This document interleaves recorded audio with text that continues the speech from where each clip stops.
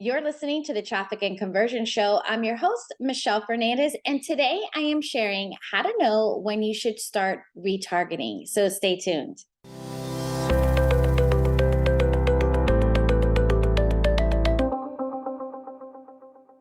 Hello, and welcome back to the show. So much good stuff is happening right now. How is your October going for you? I'm recording this podcast around the second week of October, and there have been so many things have just become so clear to me. I've been thinking and pondering and overthinking on things. And last week, I spoke at Stacy Tuschel's Well-Oiled Operation Leadership Conference, and it was such a great event to really hear how others are showing up as leaders and how they run their business, right? I just had so many great conversations. It was great to get out and speak to people at a more intimate level than versus Funnel Hacking Live, where there was just like thousands of people and it was so loud all the time. And I just learned so many best practices and how I can make it work for my own business. So I encourage you that when you go out and you're networking with other people and you're hearing all these ideas, it's so easy to kind of fall into this. Well, so-and-so's doing this and they're super successful and they're doing all these things, right? So I need to do them too. That's not always the case. Like, be open to hearing what they're doing and then say, okay, how can I make this work for me, right? I know for me, one big thing that I took away was how much me time or time off of work, or let me rewind that, how they schedule their work week, right? With giving them the time off, right? Whether they stop working at a certain time or they take a whole day off, like on a Friday. I'm like, wow, how can I make that work for me? How can I restructure my days to give me some of that time to be creative, to rest and recharge, and not really feel guilty about not working? So that was one of the things I took away, that I'm like, okay, maybe I can't take off every Friday or leave work every day at 1 o'clock, but what would that look like for me? So those are the kinds of things that I want you to be open to exploring. And good things are so coming in 2023. I mean, actually, even before 2023 is right around the corner. So really, it's time for planning. And I love to plan, okay? I think it's like somewhat in my DNA. And whether you're a planner or not, I know if you're anything like my husband and a couple of my friends, I've noticed we're totally opposites. They're like, headache, like I can't even think about that. When they saw my ClickUp board, they're like, oh, wait a minute, you are really, one of the people on my team told me, in your Google Drive, you have a lot of folders and subfolders. I'm like, yes, that's how you find everything, right? That's how micro everything that I have it, because then that's the way my brain works and it's just so much easier to find things. But that's a side note. So whether you're a planner or not, you have to take the time to plan, because in order for you to take action, you need to have a plan in place, right? Because a lot of times when I don't plan, it's kind of like I'm just floating, right? Or I might have all this stuff in my mind, and when it comes down to it, I'm like, oh my gosh, the date's here before I know it. Or it's like, wait a minute, I think I have too much time, or I forget certain things, right?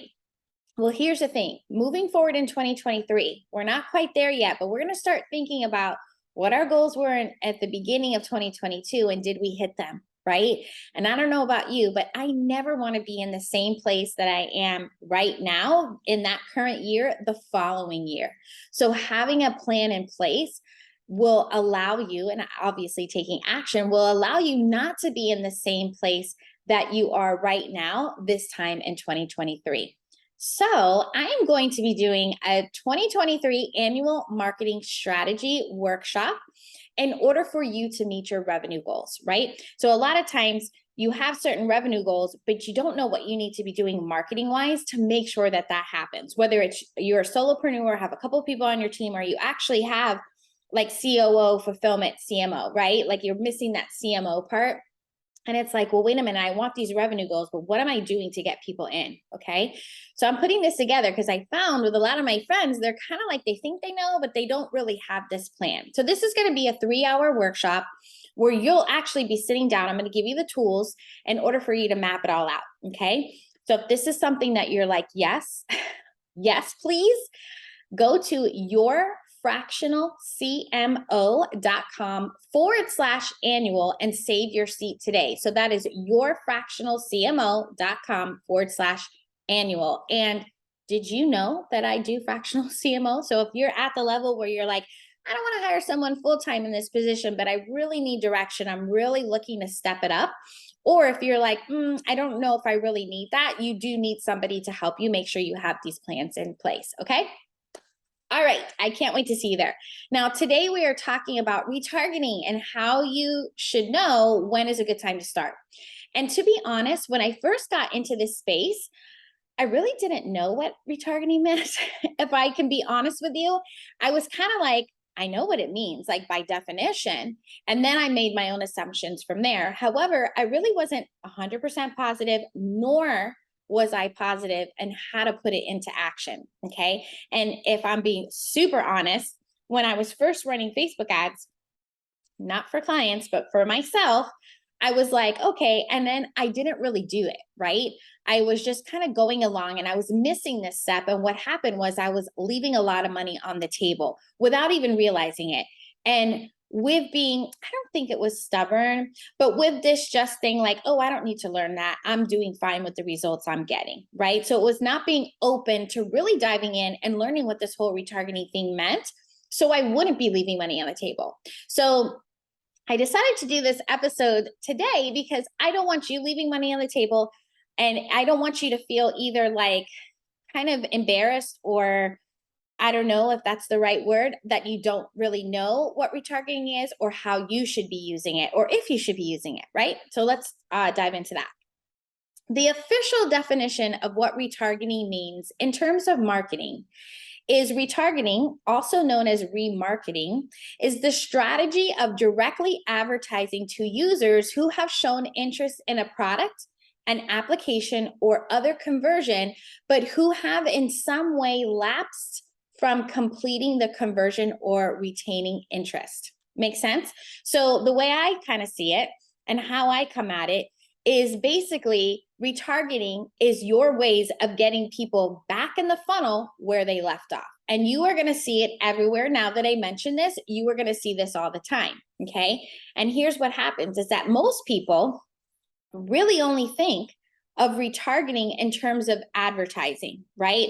So it comes back to that whole thing of I went shopping for this chair for my office, and now I'm seeing the chair everywhere, right? Whether it's on Facebook, on Instagram, when I go to Google, when I'm at YouTube, oh my gosh, there's the chair, right? People think that's what retargeting it is in terms of advertising. Yes, you are totally right, because it's trying to get me back into buying that chair.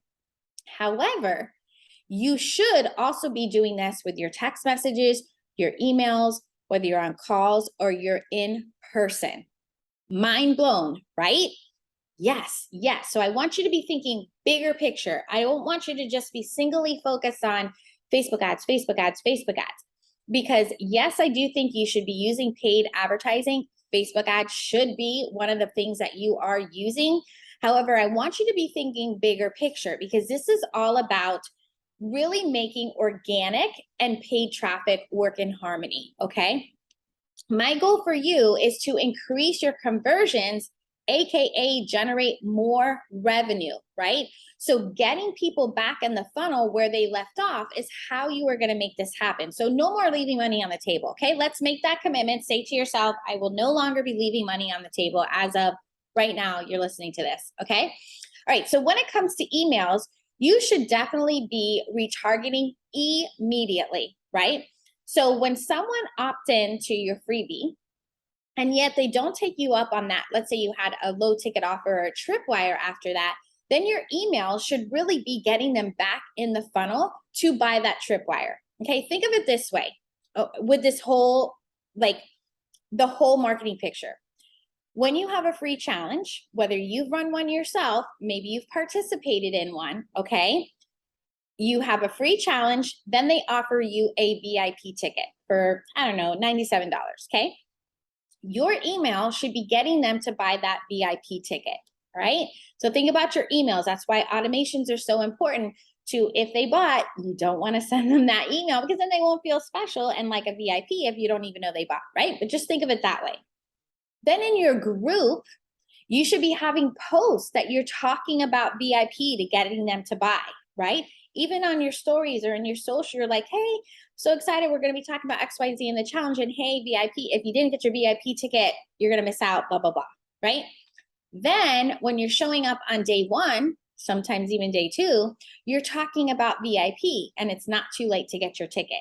That is retargeting, all the different ways to get them back in. And you might even throw a text in there like, hey, challenge starts tomorrow on BTW. Get your VIP ticket if you haven't already, okay? So when it comes to Facebook ads, when should you start retargeting, okay? So now we're talking about putting money behind this. So it all depends on what your budget is at the top of funnel, okay? So in order to retarget, you have to have a decent sized audience in order for Facebook to serve that ad to the audience. So a lot of times, and maybe this has happened to you because it's definitely happened to me, it's like you put an ad to start and then you're like, wait a minute, it's not spending any money, right? And you're like, let me duplicate and start it again. Why isn't this working? Clicking it on and off, right? That means that you usually, like probably like 99% of the time, is your audience is too small, okay? So you want to get it up so it's a little bit bigger. And then also it depends on which type of campaign objective that you're using in order to serve that audience, okay? Now, I would consider retargeting as soon as you're able to. So just think of it this way. Usually, if your audience size is 500 or more, you should be golden. Anything lower, you might have to forego retargeting for right now. But I'm going to share with you a couple of different ways that you can use it, okay? So you can begin to retarget from top of funnel in that trust funnel of video views or post engagements, right? Where now you've created these audiences of people, like custom audiences of people who watch videos and engage with your posts or your ads or whatever. Now you're bringing that audience that watched or engaged along your customer journey to that first step of becoming a lead or a sale. Okay, so that's your first way that you can do retargeting that you may not even know that that's retargeting, but it is. Okay, so you're doing something, video view, then you get them in, let's just say to your lead magnet, okay, or to sign up for something. Okay, that's one way. Second way is to buying that low ticket offer. So just as I mentioned earlier, you can retarget to get them in that VIP or show them some other low ticket offer.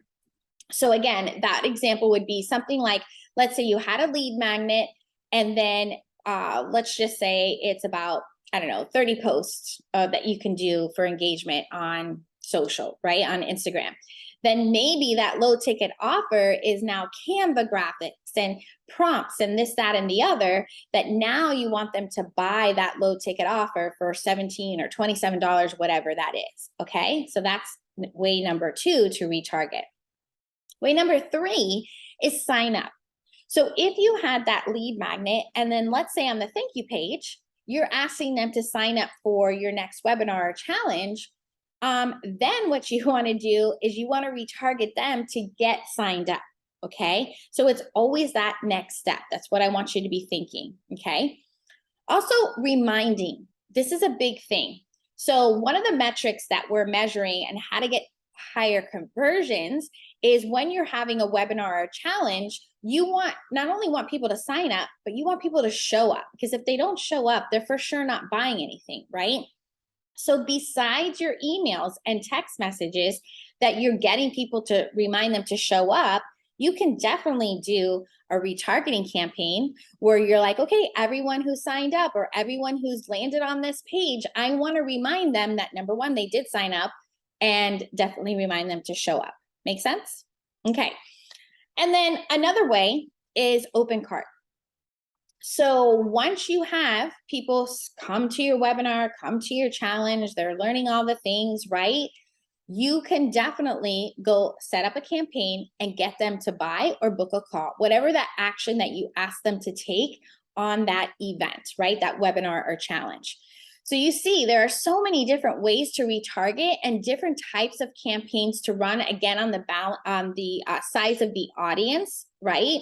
And also what's more effective. So when you're doing some of these things, let's just say in the lower, like the bottom of the funnel for open cart or reminder, a lot of times people are like, I'm trying to get that conversion, but then they're like, I'm not really getting sales. I'm not getting this, and I'm spending way more money. So consider using different types of campaigns because what the goal is you just want to send as many people to that page as possible. You want to send, you want to be reminded in their feed that when they come up that they see a post maybe 2-3 times a day, and frequency is not a thing, because you just want to be putting it in their face and reminding them, oh yeah, that's right, because we are so easily distracted, and we get distracted all day long, right? The other day I was looking at something and I'm like, oh wow, yeah. And then it just refreshed and I had no idea where that ad went and I couldn't find it, right?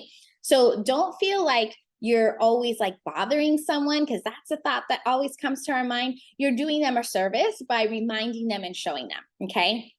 So when it comes to retargeting, just consider, if you haven't already, and we'll do a lot of this in the annual planning workshop, is what does your customer journey look like? What are you currently launching or promoting in order to decide which retargeting you should be doing? Okay, so this is something, again, that we're going to dive into in the 2023 annual planning marketing workshop. So make sure that you save your seat, because you are not going to want to miss out. And you're going to see like, oh my gosh, why haven't I ever done this before? Or maybe if you thought you were doing it, it's not really the way you should be doing it, okay? So make sure you go and save your seat at yourfractionalcmo.com/annual. Trust me, it's going to be so good, because you are going to feel so confident, because you're going to have this clear direction ready to take action to hit those 2023 revenue targets, right? I appreciate you so much for being here with me today. Until next time, let's grow your business together.